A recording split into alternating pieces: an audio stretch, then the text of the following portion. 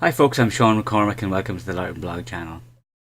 Today is Friday. It's Black Friday, but it's also Photo Friday. And I've had a lot of things that I want to talk about today, but I'm going to talk about something that I picked up that I want to start using for doing video with.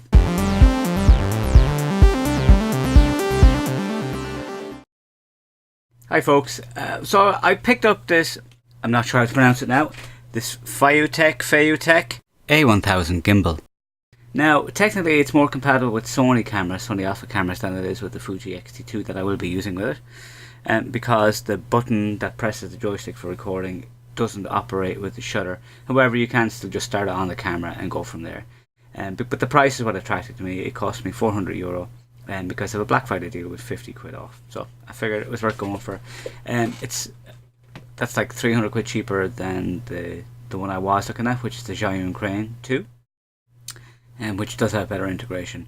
But however, as we can see, it just sits here on the desk with this little screw-on tripod that comes with it. And so I'm just going to quickly set up the camera on it, just for balance. So the first thing to do is, this has a nice little angle on it here. So we're going to put it this way. So we need the camera to stay flat for a second.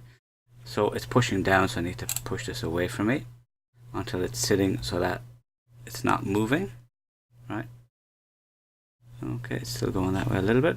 So that means it's still heavy that way. Not too heavy that way, and go back. It's kind of got little notches on it. So there we go. So once it kind of stays where you put it reasonably, that's okay.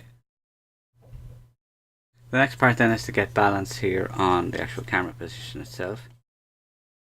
Again, another thumb screw there. So now in theory it should stay wherever I put it.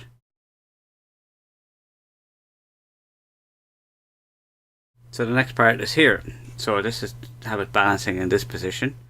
Now I did kind of set it up roughly earlier, but it's kind of wanting to go that way, so it's a little heavy that side. So I'll go for the next one. So we're balancing it in 3 axes basically. And the idea is that it should stay, once we get going, it should stay in a position. So it wants to drop, so I need to put it in the opposite direction. Now it only has to be very close, it doesn't have to be 100% accurate, because sometimes you can't get it. The whole point of this is that you don't want the motors to be doing too much work. Okay, that seems to be okay. Right, and then the final bit is the other axis. So I just want them to drop down that way. So again, we need to go the opposite way, so let's bring it in a little bit. See what we have.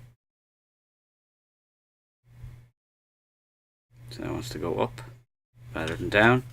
So again, we need to go back.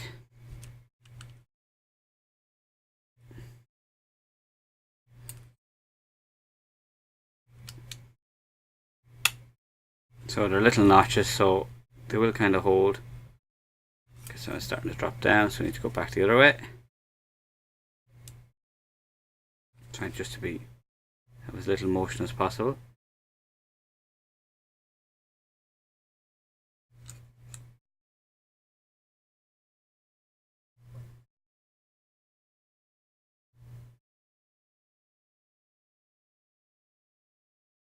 Now get in.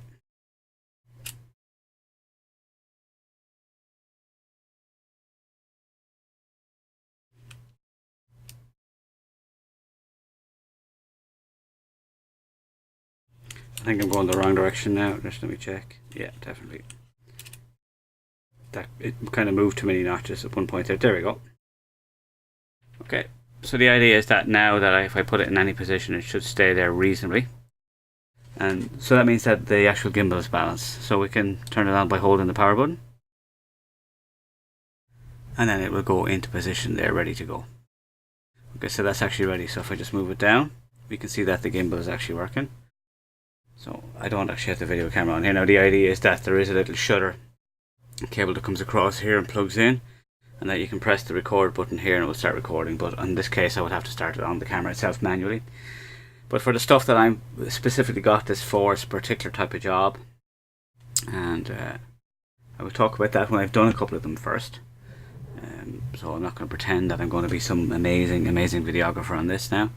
So I picked this up because I've actually wanted a gimbal for a while.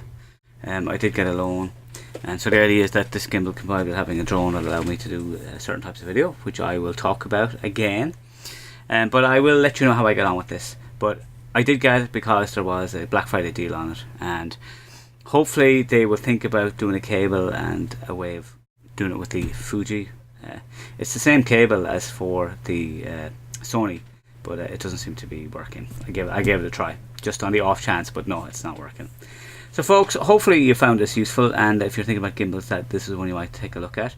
It does have advantages and disadvantages, and I have been looking at it, but for me right now I just went with it this because of price more than anything else. It does the job, not perfect, but at a price that I can afford at the moment. Thanks for taking time to watch this. Subscribe if you haven't already. Hit the notification bell if you want to get notified.